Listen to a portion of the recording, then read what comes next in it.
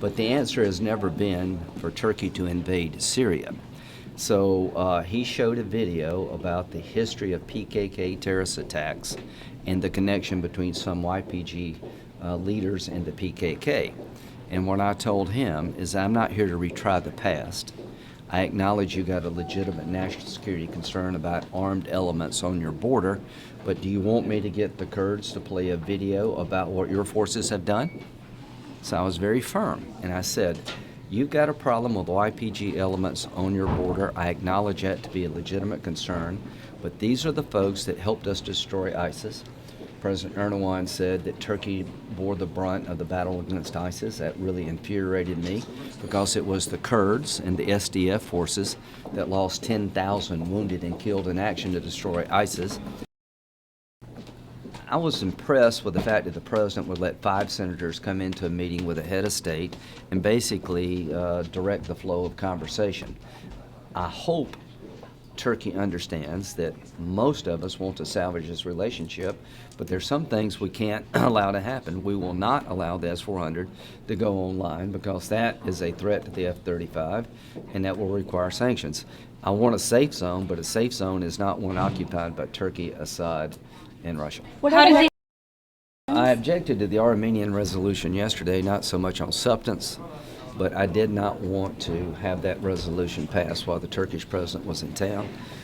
It's a widely held view in Turkey that the resolution is an affront to them. Historically, Senator Menendez has been the biggest champion in all to really call history for what it is, but we live in the here and now, so what's next? We hope we can wind down a solution to the S-400, that we can give them the Patriot missile systems that would be a more than adequate substitute for the S-400, and get that block checked.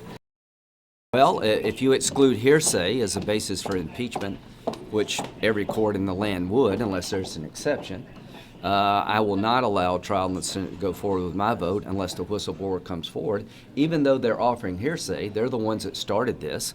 And I want to know, is there a connection between the whistleblower, the CIA, Biden, or any other Democrat that would make cast suspicions over their motives? I want to get to the bottom of this. We're not going to let the President of the United States be tried based on an anonymous accusation. We're not going to let him be convicted in the Senate based on a bunch of hearsay.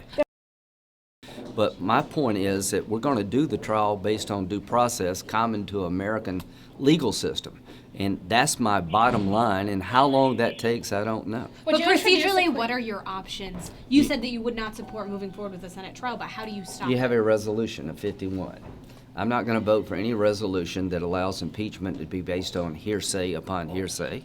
I'm not going to vote for any resolution that denies the president the ability to confront his accuser, which is the whistleblower. That's just me. We'll see where other senators are. The reason I don't want to do this is because we're legitimizing a process that I think is a danger to the presidency itself.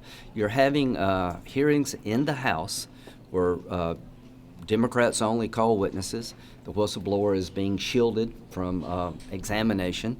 It's fundamentally unfair. I don't want to legitimize this. And Democrats may like this today, but if there's a Democratic president and you got a small majority and Republicans in the House, you're basically going to destroy the presidency over time if you continue this. And how would you, as a member of Congress, like to be on the receiving end of this? Somebody said you did something wrong, the whistleblower complaint, but you can't find out who they are, and all the accusations against you are based on hearsay. This is a dangerous precedent set for the country. Thanks. So would you